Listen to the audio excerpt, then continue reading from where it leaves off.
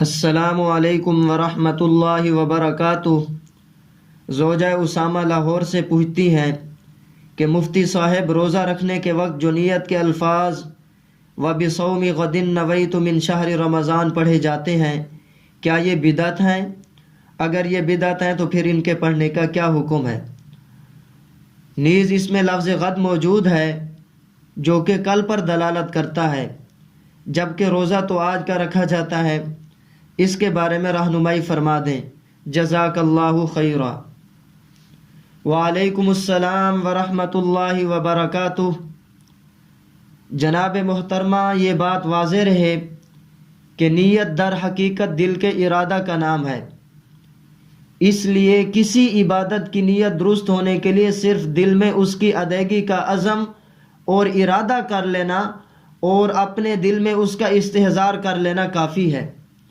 زبان سے نیت کے الفاظ کا تلفظ کرنا یا حدیث سے اس نیت کے الفاظ کا ثابت ہونا شرعاً ضروری نہیں ہے۔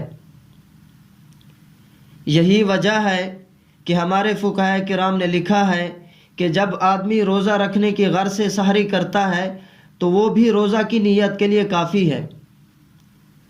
البتہ یہ بات بھی ملحوظ خاطر رہے کہ اگر کوئی شخص نیت کے الفاظ کے تلفظ کو ضروری سمجھے بغیر اپنے استحضار قلب کو پختہ کرنے کی نیت سے دل کی نیت کے ساتھ اپنی مادری زبان سے یا جس زبان سے اس کے لیے آسان ہو اس زبان سے نیت کے الفاظ ادا کر لیتا ہے تو شرعاً اس میں کوئی مذاکرہ نہیں۔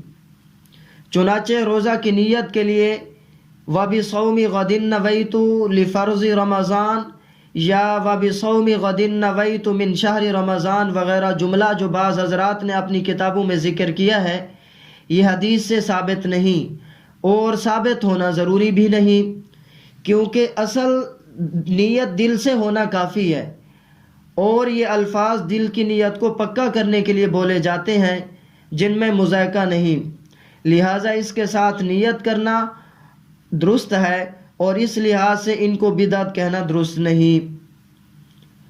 باقی روزہ کی نیت میں عام طور پر جو یہ کہا جاتا ہے کہ میں کل کے روزے کی نیت کرتا ہوں یا میرا کل کا روزہ ہے، تو لفظ کل سے مراد آنے والی صبح سے شروع ہونے والا دن ہے۔